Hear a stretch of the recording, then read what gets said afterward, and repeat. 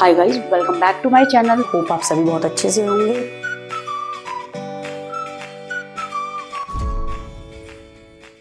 Hi students, a very warm welcome to my channel. Hope आप सभी बहुत अच्छे से होंगे। बेटा, आज की वीडियो है क्लास 11th के स्टूडेंट्स के लिए और चैप्टर फर्स्ट बिजनेस स्टडीज की वीडियो है। आज हम पार्ट करने जा रहे हैं 6 और होपफुली आज हम पूरा चैप्टर निपटा लेंगे, चैप्टर नंबर फर्स्ट। और होपफुली आपने अब तक सारे पार्ट्स कर लिए होंगे। 5 पार्ट जो ऑलरेडी हो चुके हैं आपने समझ के उनको लर्न भी कर लिया होगा, और अगर नहीं करा है तो पार्ट फर्स्ट से पढ़ना स्टार्ट कर दीजिए, आपके लिए बहुत ईजी हो जाएगा। आपको हर एक टॉपिक के बाद केस स्टडी मिलेगी और आपकी सारी प्रॉब्लम भी दूर हो जाएगी। चलिए हम स्टार्ट करने जा रहे हैं आज पार्ट 6। और पार्ट 6 में जो आज हम टॉपिक करेंगे वो है हमारा classification of commerce. Classification of commerce के अंदर क्या चीज होती है बेटा, कि हम कॉमर्स को कैसे क्लासिफाई करेंगे। सबसे पहला है ट्रेड। अब ट्रेड क्या होता है? ट्रेड का मतलब होता है बिजनेस करना। अब क्या चीज है? ट्रेड एक इंटीग्रल पार्ट ऑफ कॉमर्स है। ट्रेड आपका business integral part of commerce है। उसका मतलब क्या होता है? It refers to buying and selling of goods and services. इसका मतलब क्या? ट्रेड क्या होता है? व्यापार, बिजनेस क्या होता है? Buying and selling of goods and services, यानी कंज्यूमर बाय करेंगे, seller goods and services sell करेंगे। ठीक है बच्चा। Traders act as a link between, अब ट्रेडर्स कौन होते हैं? Businessman act as a link between the manufacturer and the consumer. Manufacturer वो होता है जहां गुड्स एंड सर्विसेज प्रोड्यूस होता है, कंज्यूमर वो होता है जो कंज्यूम करता है गुड्स एंड सर्विसेज का। अब इनका बेटा लिंक कौन है? इनका लिंक है आपके ट्रेडर, दैट इज बिजनेसमैन। किसके लिंक है? मैन्युफैक्चरर्स और आपके कंज्यूमर के। In the absence of trader, अगर ये ट्रेडर गायब हो जाए, ये बिजनेसमैन गायब हो जाए, the manufacturer will have to search for consumer. अब मैन्युफैक्चरर को जो गुड्स एंड सर्विसेज प्रोड्यूस कर रहे हैं उनको कंज्यूमर की सर्च करनी पड़ेगी, and the consumer will have to search for manufacturers. अब कंज्यूमर को किसका सर्च करना पड़ेगा? मैन्युफैक्चरर का। Trade can be classified into 2 types. इससे क्या हो जाएगी? दिक्कत हो जाएगी। अब क्या चीज है? अगर आपका ट्रेडर्स बिजनेसमैन गायब हो गया, which act as a link between manufacturer और कंज्यूमर, ये हेल्प करता है जो गुड्स प्रोड्यूस हुए हैं अल्टीमेट कंज्यूमर तक पहुंचाने के लिए। और अगर ये गायब हो गए तो इससे क्या हो जाएगा? मैन्युफैक्चरर को सर्च करना पड़ेगा कंज्यूमर के लिए और कंज्यूमर को सर्च करना पड़ेगा मैन्युफैक्चरर के लिए, ताकि वो गुड्स एंड सर्विसेज बाय करें। तो trade can be classified into 2 types. पहला है इंटरनल ट्रेड। इंटरनल ट्रेड क्या चीज होता है? जो बिजनेस हम करते हैं अंदर से, जैसे it refers to buying and selling of goods and services within the geographical boundaries. जो मैंने बताया इंटरनल ट्रेड अंदर, यानी within the geographical boundaries. अगर हमारे यहाँ कोई भी चीज प्रोड्यूस हो रही है इंडिया के अंदर तो विद इन द बाउंड्रीज ही रहेंगी, आउटसाइड बाउंड्री नहीं जाएंगी। जो बिजनेस हम करें within the trade within our country, that is India, तो उसको क्या बोलेंगे? It refers to the buying and selling of goods and services within geographical boundaries of a country. It is also known as home country. इस country को हम home country भी बोलते हैं। जो देखिए, अगर किसी की सिटीजनशिप इंडिया की है, वही उसका बर्थ प्लेस है, तो वो क्या कहलाया जाएगा? इंडिया का सिटीजनशिप है और वो बिजनेस कर रहा हो, इंटरनल ट्रेड कर रहा हो, तो यानी वो आउटसाइड बाउंड्री नहीं गुड्स एंड सर्विसेज पहुंचा सकता, वो ट्रेड करेगा विद इन आवर कंट्री, जिसको हम होम कंट्री भी बोलते हैं। ठीक है। बिजनेस बाहर के लोग भी आके कर सकते हैं, लेकिन हर कंट्री की अपनी एक ये होता है। जैसे कोई रेजिडेंट ऑफ अ कंट्री है, तो रेजिडेंट ऑफ अ कंट्री बनने के लिए हमारे इंडिया के 1 साल से ज्यादा वो हमारे इंडिया के अंदर रहेगा और उसका इंटरेस्ट हमारी कंट्री के हक में ही हो। दैट मीन्स वो हमारी कंट्री के लिए अच्छा ही करे, पैसा अर्न करे। ठीक है, तो उसको बोला जाएगा रेजिडेंट ऑफ अ कंट्री। वो क्या कर सकता है? उसका रेजिडेंट वो हमारी कंट्री का 1 साल से ज्यादा का होना चाहिए, 1 साल तो होना ही होना चाहिए। वो बिजनेस यहाँ भी कर सकता है, लेकिन आउटसाइड बाउंड्री नहीं। उसको हम बोलते हैं इंटरनल ट्रेड। अब under internal trade goods and services are bought and sold in the home currency. अब देखिए बेटा, इंटरनल ट्रेड की बात करें तो आउटसाइड बाउंड्री तो नहीं हो सकता, इनसाइड बाउंड्री की बात करेंगे, यानी सिर्फ इंडिया की ही बात कर रहे हैं, तो उसमें गुड्स एंड सर्विसेज को बॉट एंड सोल्ड करा जाएगा होम कंट्री के अंदर, इंडिया के अंदर ही। ठीक है। The internal trade can B of 2 types, wholesale trade और रिटेल ट्रेड। अब इंटरनल ट्रेड का मतलब ही क्या चीज हो गया? आपको 2 लाइनों में समझा रही हूँ। इंटरनल ट्रेड वो ट्रेड है जो विद इन दी बाउंड्रीज करे। मतलब इंडिया में अगर कोई सिटीजन है या इंडिया का कोई रेजिडेंट है, तो विद इन दी बाउंड्रीज जो बिजनेस करेगा, यानी बाइंग एंड सेलिंग करेगा विद इन इंडिया, तो उसको बोला जाएगा इंटरनल ट्रेड। अब जो हमारा इंटरनल ट्रेड है वो 2 तरह का है, 2 टाइप्स का है, होलसेल ट्रेड और रिटेल ट्रेड। चलिए देखते हैं होलसेल ट्रेड क्या है। It refers to buying and selling of goods and services in large quantity. याद रखिएगा होलसेल का मतलब ही होता है गुड्स एंड सर्विसेज को बाय करना लार्ज क्वांटिटी में। The wholesaler buy goods directly from the manufacturer. अब होलसेलर का काम क्या होता है बच्चा, कि वो गुड्स को बाय कर ले डायरेक्टली मैन्युफैक्चरर से जहां गुड्स एंड सर्विसेज प्रोड्यूस हो रहे हैं, and sell this goods to the retailer. Retailer मतलब शॉपकीपर को ये गुड्स बेच दिए जाएंगे। Generally a wholesaler is specialised in one line of product. बेटा जनरली जो होलसेलर होता है ना वो डील करता है वन लाइन ऑफ प्रोडक्ट में। आप पूछेंगे ma'am one line of product क्या होता है? वन लाइन ऑफ प्रोडक्ट ये होता है अगर वो पेन को बेच रहा है तो वो सिर्फ पेन ही बेचेगा। मैन्युफैक्चरर से होलसेल पे क्या चीज लेकर आएगा? पेन लार्ज क्वांटिटी में, और वही सेल आउट करेगा। जरूरी नहीं है वो पेन भी लेके आए, पेंसिल भी लेके आए, स्केल भी लेकर के आए। उसके कहने का मतलब ये है होलसेलर क्या करेगा? स्पेशलाइज्ड होगा one line of product only में। He maintains a large stake नहीं, सॉरी ये गलत लिखा हुआ है, ये मेंटेन करेगा large stock. He buys good for cash from the manufacturer. अब क्या करेगा? ये मेंटेन करेगा एक लार्ज स्टॉक, फिर वो क्या करेगा? He buys goods for cash from manufacturers and sell on credit to the retailer. और ये क्या करेगा? ये रिटेलर को बेच देगा। A large amount of capital is required in wholesale trade. अगर बच्चा कोई होलसेल ट्रेड करेगा ना, ठीक है स्टूडेंट्स, अगर कोई होलसेल ट्रेड करेगा तो उसको लार्ज अमाउंट ऑफ कैपिटल मतलब कैश की जरूरत होगी, क्योंकि ये क्या करते हैं? लार्ज क्वांटिटी में स्टॉक अपने पास गुड्स एंड सर्विसेज का रखते हैं, जिसको खरीदने के लिए उनके पास ज्यादा अमाउंट ऑफ कैश भी होना चाहिए। तो जनरली याद रखिए होलसेलर स्पेशलाइज होते हैं वन लाइन ऑफ प्रोडक्ट में, लार्ज स्टॉक अपने पास रखते हैं गुड्स एंड सर्विसेज का, ठीक है, और ये बाय करते हैं मैन्युफैक्चरर से गुड्स एंड सर्विसेज कैश में, ठीक है, और ये अल्टीमेट किसको सेल कर देते हैं? क्रेडिट पे यानी उधार पे, रिटेलर यानी शॉपकीपर को उधार भी बेचते हैं।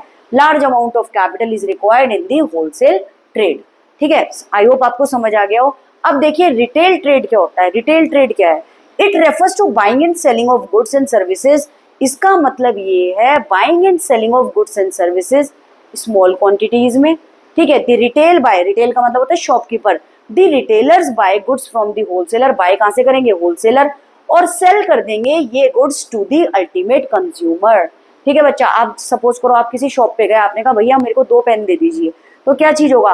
होलसेलर जो होता है वो मैन्युफैक्चरर से डायरेक्ट जाके गुड्स एंड सर्विसेज परचेज करता है लार्ज क्वांटिटी में, फिर रिटेलर होलसेलर से गुड्स एंड सर्विसेज परचेज करेगा स्मॉल क्वांटिटी में, फिर अल्टीमेट कंज्यूमर शॉपकीपर से जाके क्या करेगा? गुड्स एंड सर्विसेज को बाय कर सकता है गुड्स को। The retailer has to maintain a variety of goods. अब रिटेलर शॉपकीपर को क्या चीज करना होता है? वैरायटी ऑफ गुड्स मेंटेन करना होता है, इसलिए स्मॉल क्वांटिटी से ये होलसेलर से क्या करता रहता है? ये गुड्स को बाय करता रहता है। जैसे सपोज करो कोई स्टेशनरी शॉप है, तो क्या चीज हुआ? होलसेलर से क्या चीज करा? रिटेलर ने जाके पेन ले लिया, अलग होलसेलर से पेंसिल ले ली, उससे अलग होलसेलर से स्केल ले लिया। तो इन्हें क्या करके मेंटेन करना पड़ता है? लार्ज वैरायटी ऑफ गुड्स, ताकि इनके गुड्स एंड सर्विसेज ज्यादा से ज्यादा कंज्यूमर कंज्यूम कर सके। आई होप आपको डिफरेंस पता चला हो होलसेल ट्रेड और रिटेल ट्रेड में, ठीक है बच्चे। नेक्स्ट है हमारा एक्सटर्नल ट्रेड। अब देखिए एक्सटर्नल ट्रेड क्या था? Internal trade within the boundaries, external trade outside the boundaries. अब क्या होता है? It refers to buying and selling of goods and services beyond the geographical limits of the country, यानी beyond the outside the boundary of our country, ठीक है। It is also known as trade between 2 और मोर countries. इसको बोलते हैं जो business करा जा रहा है 2 या 2 से ज्यादा कंट्रीज के अंदर। In external trade the market is very wide. External trade में मार्केट बहुत ज्यादा वाइड है, ठीक है। External trade enables the businessman to use the resources. अब क्या चीज है? ध्यान से सुनिए। एक्सटर्नल ट्रेड के अंदर बिजनेसमैन क्या चीज कर रहा है? enables to use the resources of their country in a competitive way. External trade has the following type. आप ध्यान से देखिएगा, एक्सटर्नल ट्रेड के अंदर मार्केट बहुत ज्यादा वाइड है। एक्सटर्नल ट्रेड के अंदर enables the businessman to use the resources of their country in a competitive way. अब एक्सटर्नल ट्रेड के अंदर कोई भी बिजनेसमैन है वो अपने रिसोर्सेज को जो खरीद रहा और बेच रहा है वो क्या करेगा? जब 2 या 2 से ज्यादा कंट्री के साथ बिजनेस करेगा तो कॉम्पिटिटिवनेस और ज्यादा बढ़ेगा, कॉम्पिटिशन और ज्यादा बढ़ेगा। तो इस ट्रेड के अंदर कंपटीशन भी अच्छा खासा रहेगा। तो एक्सटर्नल ट्रेड फॉलोइंग टाइप के हैं। एक्सपोर्ट, अब कैसे?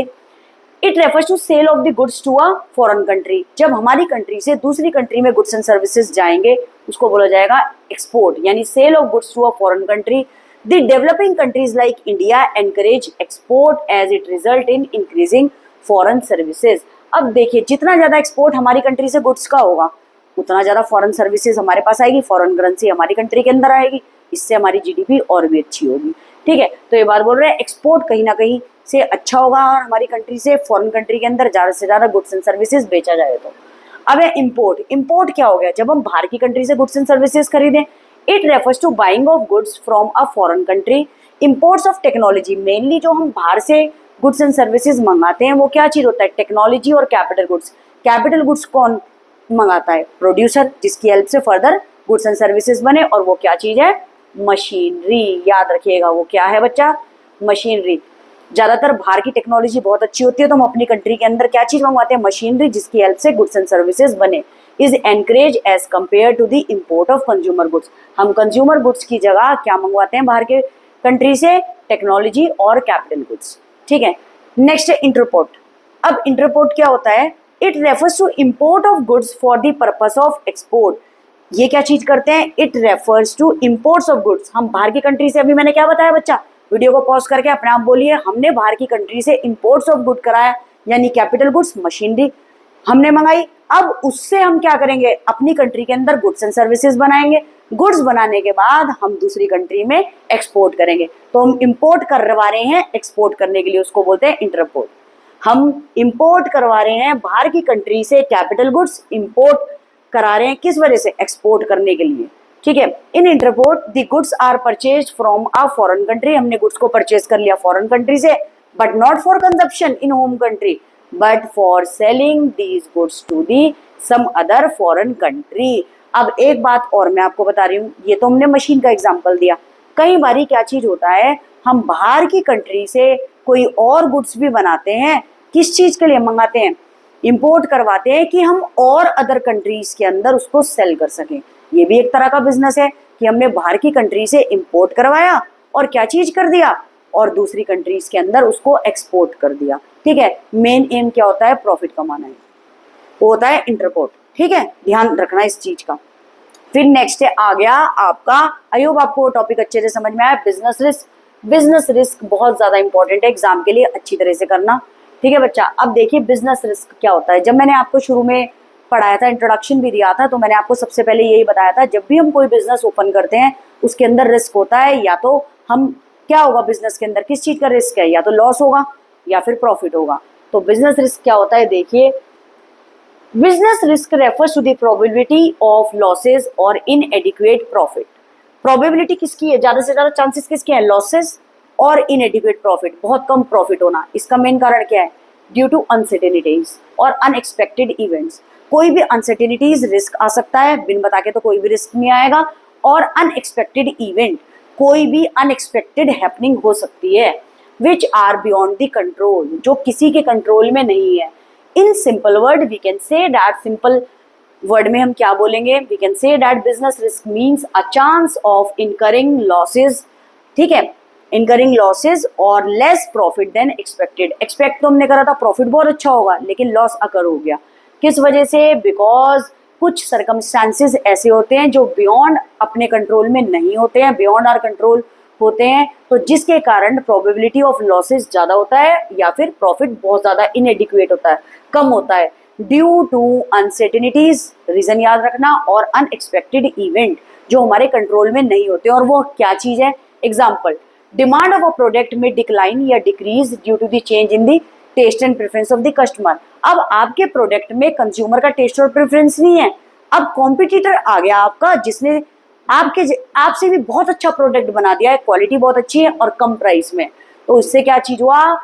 आपकी demand for the product decline हो गई due to the change in the taste और प्रेफरेंस ऑफ द कस्टमर, और due to the change in the fashion में चेंज हो गया, या due to the change in the competitor policy. जैसे मैंने बताया कि कोई कॉम्पिटिटर आ गया और उसने अपने प्रोडक्ट का प्राइस कम रख दिया as compare to your product, तो लोग कहाँ जाएंगे? क्वालिटी भी अच्छी दे रहा हो तो कॉम्पिटिटर के पास ही जाएंगे, तो जिससे क्या हो गया? आपका प्रोडक्ट की डिमांड क्या हो गई? कम। इस कारण से कई बार बिजनेस के अंदर लॉस हो जाता है। These factor can not be controlled by the businessman. इन फैक्टर को बिजनेसमैन कंट्रोल नहीं कर सकता, and these can result in decline और decrease of profit and also lead to losses, इससे लॉस भी आपकी बिजनेस के अंदर हो सकता है। आई होप बिजनेस रिस्क आपको समझ आ गया हो। बिजनेस रिस्क का मतलब ये है प्रोबेबिलिटी ऑफ लॉसेज या इनएडिक्वेट प्रॉफिट, और कई बार सर्कमस्टेंसेज ऐसे हो जाते हैं जो आउटसाइड आवर कंट्रोल होते हैं, जैसे अनसर्टेनिटीज आ गई, अनएक्सपेक्टेड इवेंट्स आ गए।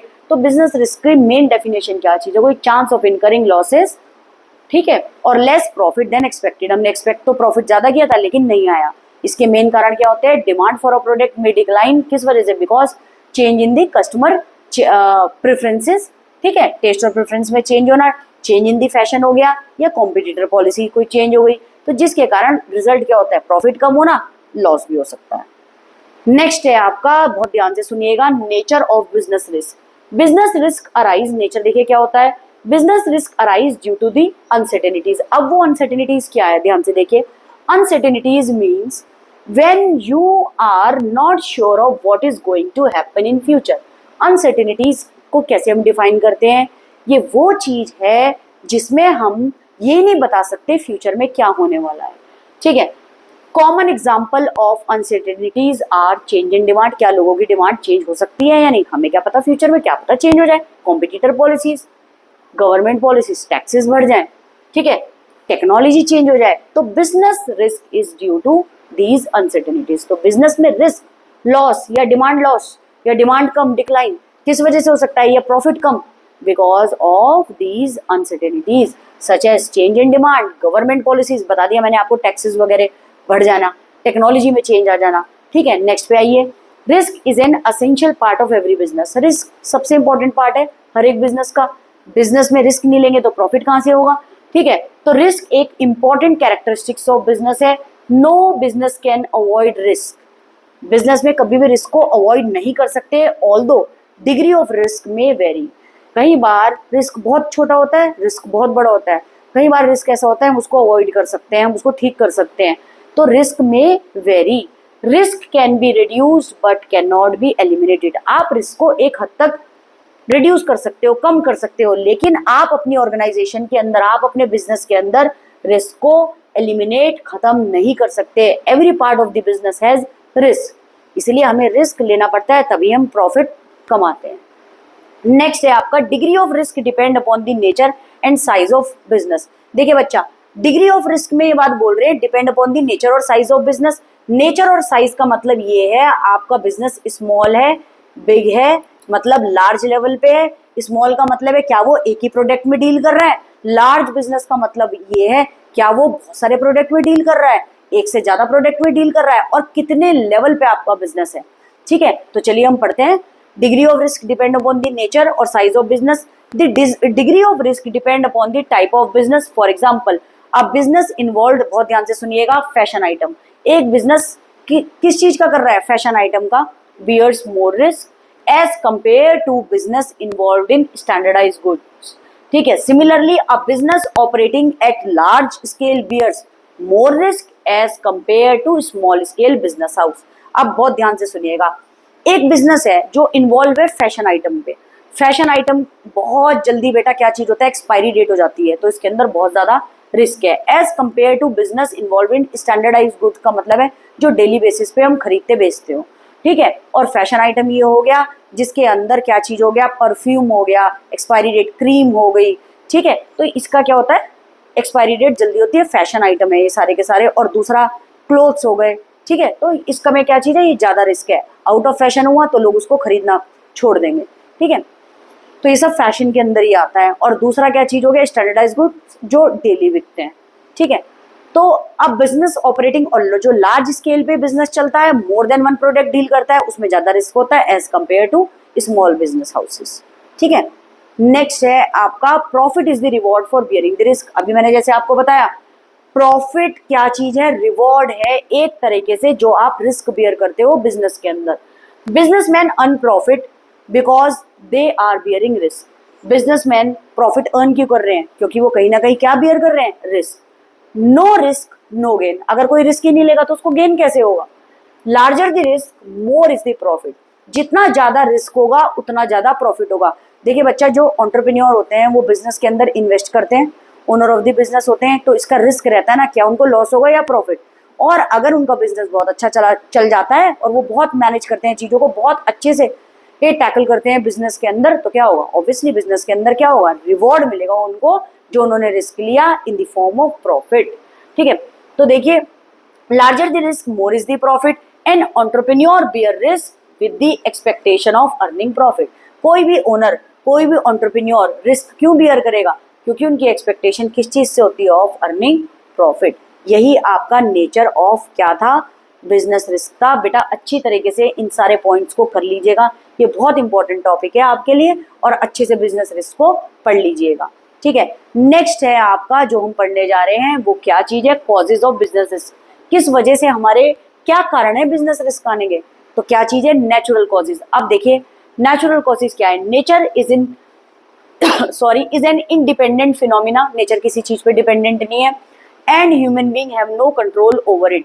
ठीक है, नेचुरल क्लैमिटीज पे, नेचर पे ह्यूमन का कोई कंट्रोल नहीं है। नेचुरल क्लैमिटीज लाइक अर्थक्वेक आ जाए, फ्लड आ जाए, भूकंप आ जाए, ठीक है, बाढ़ आ जाए, ड्रॉट सूखा पड़ जाए, फेमाइन आ जाए, affect a business a lot, ये बिजनेस को बहुत ज्यादा अफेक्ट कर देते हैं, and can result in heavy losses, इनके कारण बिजनेस में बहुत ज्यादा लॉसेस भी हो जाता है।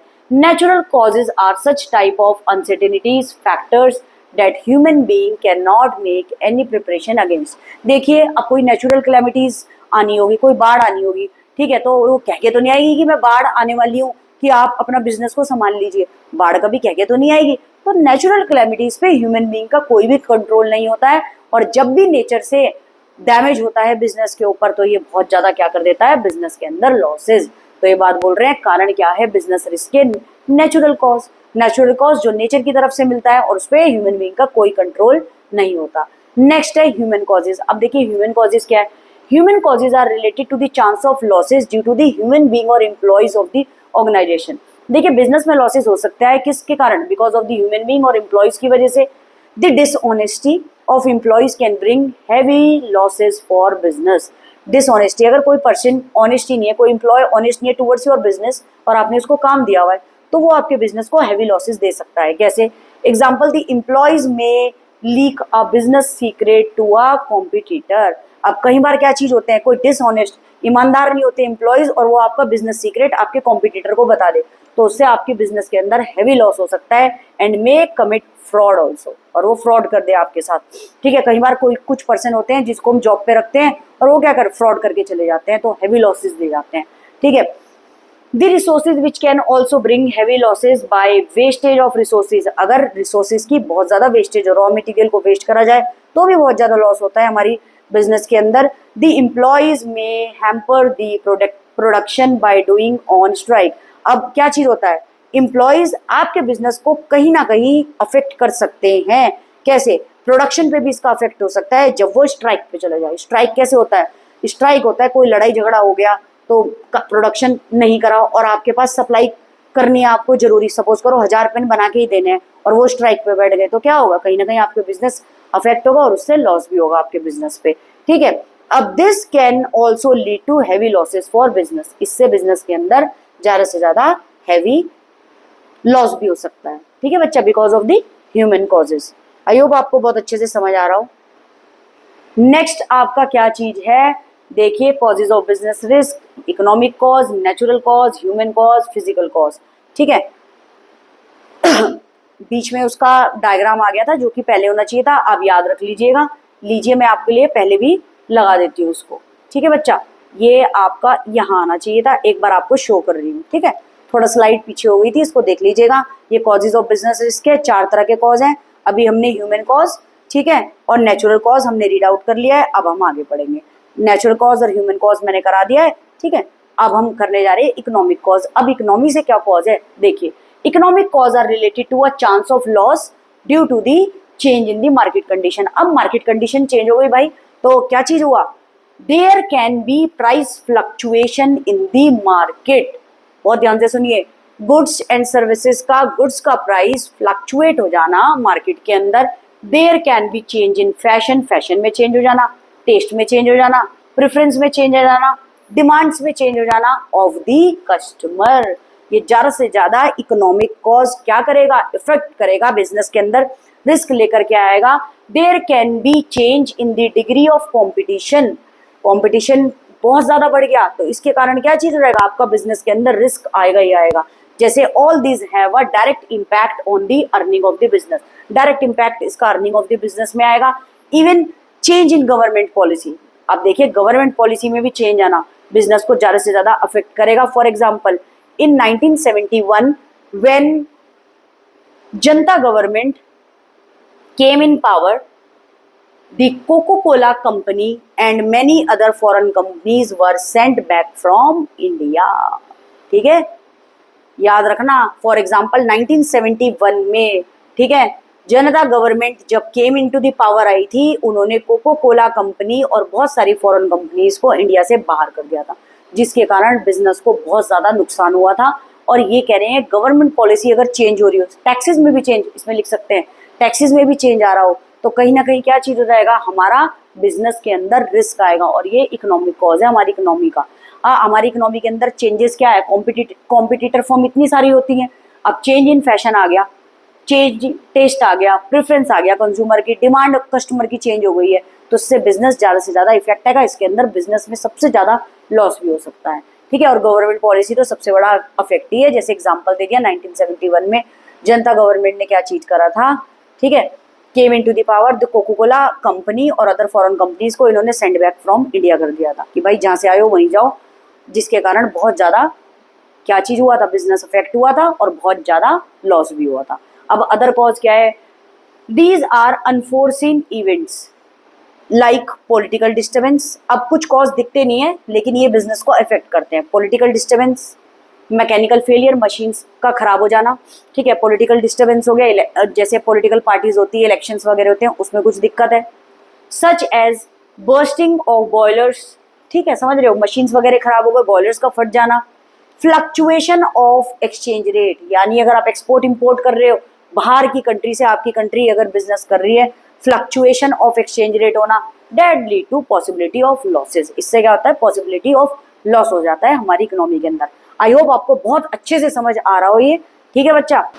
देखिए बेटे, जैसे कि ये अदर कॉज है, अब अदर कॉज हमारा यहाँ पे कंप्लीट हो गया है, ठीक है, जैसे मैंने आपको समझाया, होपफुली आपको ये समझ भी आया हो। अब नेक्स्ट वीडियो के अंदर हम करेंगे ऑब्जेक्टिव टाइप क्वेश्चन, लेकिन ऑब्जेक्टिव टाइप क्वेश्चन करने से पहले मैं आप सभी को यही कहूंगी, चैप्टर को अच्छे से रीड आउट करना, ठीक है बच्चा, क्योंकि हमारा लास्ट टॉपिक ये था अदर कॉजेज पे, जहां हम आपको समझाया मैंने।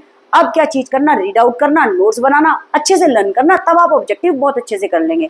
अब आपको ये बता रही हूँ, इन ऑब्जेक्टिव्स के अंदर कुछ मैंने केस स्टडीज भी रखी हुई है। अगर आपने चैप्टर अच्छे से पढ़ा होगा तो आप केस स्टडीज भी अच्छे से कर लेंगे। जैसे कि कुछ सेंटेंस दे दिए जाएंगे, उसमें आपको क्या होगा, economic activities, non economic activities आप बता देना इसके अंदर क्यों कौन कौन सी है। फिर उसके बाद आपको ये कुछ सेंटेंस ऐसे दे दिए जाएंगे जिसमें आपसे पूछ लिया जाएगा कि इसमें से प्रोफेशन कौन से वाला सेंटेंस के अंदर है, एम्प्लॉयमेंट कौन सा वाला है और बिजनेस कौन से वाला है। तो उसके लिए पहले आप चैप्टर रीड आउट करना, और नेक्स्ट वीडियो में अब हम अपने ऑब्जेक्टिव्स को अच्छी तरीके से पढ़ लेंगे। ये ऑब्जेक्टिव टाइप्स क्वेश्चन जब हम कर लेंगे, हमारा चैप्टर डी एंड हो जाएगा, और होपफुली आपने ये चैप्टर अभी तक जितना मैंने कराया था अच्छे से कर लिया होगा। अब आगे भी जो मैंने आज आपको 6 पार्ट कराया अच्छे से कर लेना। 7 पार्ट में हम MCQ करके अब अपना चैप्टर एंड करेंगे, फिर चैप्टर नंबर 2 भी जल्दी लेके आएंगे। और जिन्होंने सब्सक्राइब नहीं करा है तो बच्चा मैं यही कहूंगी, हमें सपोर्ट करिए, सब्सक्राइब करें और अपने फ्रेंड्स के साथ भी जरूर शेयर करिएगा। Thank you so much for watching my video. Keep loving and keep supporting. Thank you.